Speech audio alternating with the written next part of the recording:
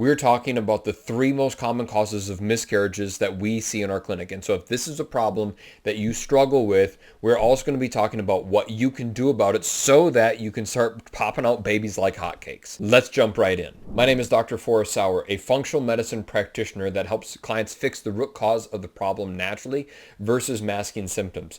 We've helped thousands of clients in the past 11, almost 12 years fix their problems naturally. And my intention for this video is to help you along your wellness journey. And the first most common reason why we see our clients struggle with miscarriages is blood sugar. This big topic here is the most misunderstood, misdiagnosed problem that we see as a reason, and that's causing the miscarriage problem. So let me explain. When you eat, your body is going to release, you're going to have a dump of insulin into your cells and into your bloodstream. This is important because if you have a cell in your body, I have pink here for you. If you have a cell in your body, what's going to happen is insulin is needed to get that sugar into your cell because you're eating some sugar. Doesn't matter if you're eating some vegetables like sweet potatoes or healthy carbohydrates or just simply a piece of candy because you are hormonally imbalanced. Therefore, you're craving chocolate and all the terrible candies. You're eating lots of sugar, and that sugar needs to get inside of your cell for energy, which means that you're going to have a dump in insulin. Well, here's what's happening. If you are insulin resistant, which even if you have a fasting glucose or a hemoglobin A1C that comes back normal, you still could be something called insulin resistant. That could still be causing part of your problem. So what do? Well, you need to actually fix the insulin resistance so that your sugar can start getting into your cells. So what does insulin resistance have to do with getting pregnant? Great question. When you are insulin resistant, that means that your body's going to have to start producing and releasing more insulin so that way you can get the appropriate amount of sugar into the cell. You see, the more insulin resistant you are, the more insulin your body is going to have to release. Now, what this impacts is it impacts two different hormones. One called your luteinizing hormone, LH, and the other one is your follicular stimulating hormone, or FSH. These are the two different hormones that are disrupted when you have insulin resistance, when you have improper blood sugar levels. It doesn't stop there. When you have blood sugar imbalances, that's going to spike up a hormone called cortisol. If you're looking for help with your health and fixing it naturally, feel free to click on the link below and book your free 15-minute phone call with my team. And when you have an increase and a spike in cortisol as a result of insulin resistance, what that's going to do is that's actually going to start driving down progesterone. Your body needs progesterone to not only have a healthy uterine wall, but also to stay pregnant. And the reason why this matters is because your progesterone could actually come back normal. You could have your progesterone tested for it come back normal. Your blood sugar levels here with insulin resistance, with hemoglobin A1C and your glucose levels, these could come back normal.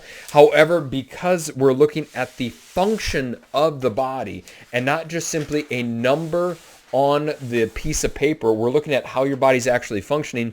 Functionally, your progesterone could actually be low, leading to challenges with staying pregnant and an unhealthy uterine wall. So that way you can have a healthy implantation of the egg onto the uterine wall. So what do you need to solve for? The first step that we help our clients solve for if they're struggling with miscarriages is balancing out their blood sugar, meaning dumping and getting rid of all artificial and or real sugars. Now, I'm drawing an exception with natural sugars like honey or maple syrup. Those are okay. With artificial sweeteners, it's still impacting how your body is seeing sweeteners, and therefore I don't recommend it, especially if you're trying to fix insulin resistance. You're trying to retrain your body at how it actually sees and responds to sugar. This is fixing the root cause of the problem. This is where lifestyle is going to come in. Once you start balancing out your insulin once again and reversing the insulin resistance, your progesterone levels are going to go back up, meaning you're going to stay, you're going to have a healthier pregnancy for longer. You're going to have a healthier uterine wall, but you're also, through balancing out your insulin resistance, going to have a decrease in cortisol, which means you're not going to be as stressed out as much. Your body's going to stop being thrown into fight and flight stage with your nervous system. So that is step one when you're struggling with miscarriages. Now, the second most common reason that we see our clients struggle with maintaining pregnancy is inflammation. Even mild low-grade inflammation will signal to your body that now is not a great time to be or stay pregnant. So here's what we do. First, you need to have some proper lab testing. Do you have chronic or low-grade inflammation in your body? Is your homocysteine levels high? Do you have elevated homocysteine? Homocysteine is inflammation in your bloodstream. CRP, it's called C-reactive protein. Is this elevated? What C-reactive protein measures is it measures the speed at which your cells are actually dying. The faster and the more of your cells are dying, the more inflammation most likely is in your body, because inflammation damages your cells in your body. Gut inflammation. Gut inflammation is obviously going to increase overall systemic body-wide inflammation. So you need to make certain that you're not eating any food triggers that's causing the gut inflammation, or you don't have any hidden mold infections or bacterial or viral infections or parasitic infections that are creating this gut inflammation. Because what inflammation does is it damages the endometrial lining of your uterus, making it harder for the embryo to implant onto the uterus.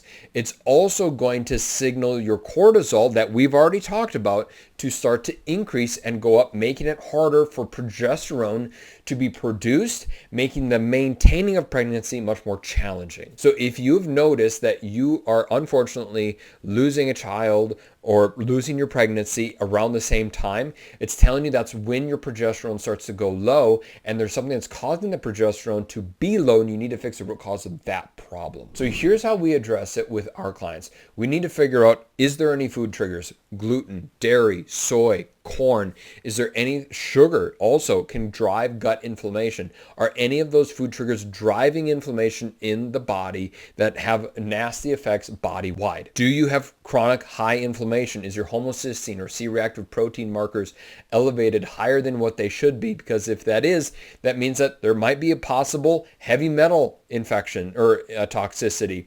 It might be some other chronic infection that's not actually being properly addressed. So after addressing the chronic inflammation in the body by either identifying the food triggers, like I said, going gluten-free or dairy-free, corn-free, detoxifying the body, taking care of the hidden infections that are sneakily hiding in the gut, this will 9 times out of 10 drive down the chronic inflammation that is constantly being created by your body. And the last most common reason that we see clients struggling with miscarriages is improper levels of progesterone. Here's how the body works. When you have high inflammation, that disrupts or decreases the activity of something called the corpus luteum. It's a part of the body that helps create progesterone. So chronic inflammation will decrease corpus luteum, which will decrease progesterone production. Remember, progesterone is needed for maintaining healthy pregnancies. Insulin resistance increases an enzyme called aromatase, and this enzyme will specifically decrease the progesterone in your body. It takes progesterone and moves it into estrogen because it's pulling from the pregnenolone in the body. So how that works is you have something called pregnenolone. This is often called the mother hormone. Pregnenolone, it breaks up into 2 different paths. It breaks down into progesterone, right down here. That's a small p for you, progesterone. But then here, it also goes down into all of the other hormones. You have hormones called DHEA, which eventually get converted into testosterone, and testosterone gets converted into estrogen. And this right here is where aromatase comes in. Now, The higher the insulin resistance, the more insulin resistance, the more aromatase activity is going to happen, and the more your body is going to favor this pathway here, and it's going to be stealing from your progesterone, creating a massive hormonal imbalance that's preventing the pregnancy from ever happening and being healthy. Again, high cortisol decreases progesterone, making it that much more challenging for your body to maintain healthy pregnancies and having a successful family. So there's a couple of false beliefs that I hear often, and I would like to clear up the most common ones. The most common myth that I hear is when clients tell me who are struggling with miscarriages is that their blood sugar is fine because their doctor checked it with a lab. Insulin resistance will show up years before it ever shows up on blood work. So you might very well be struggling with insulin resistance and it never showing up on the paperwork. The second most common thing that I hear that's simply not true is that the miscarriages and having problems with pregnancy is just the way it is. It's just bad luck. With functional medicine, there's always a deeper reason. There's always a reason why.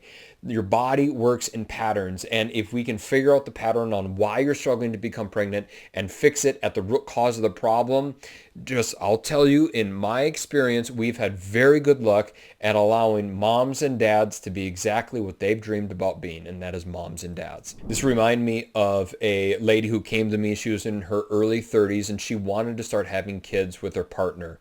She had tried many different things before, IVF, vitamins and supplements, exercising, you name it. She kind of had been through it and tried it. And she had her partner checked out, and what she really wanted was to be a mom. And despite everything that she had tried, it just was not happening. And then she came to us. We did very detailed labs. We figured out what was working in her body, what was not working in her body, because her partner checked out like he was functioning fine. And after addressing her root cause of the problem, which was insulin resistance and cortisol that was too high, that was stealing away from her progesterone, just a very short 45 days later, she became pregnant, and she now has a wonderful, beautiful baby that she is over the moon thrilled with. This is the power of identifying the pattern of what's working, what's not working, and fixing that root cause of the problem.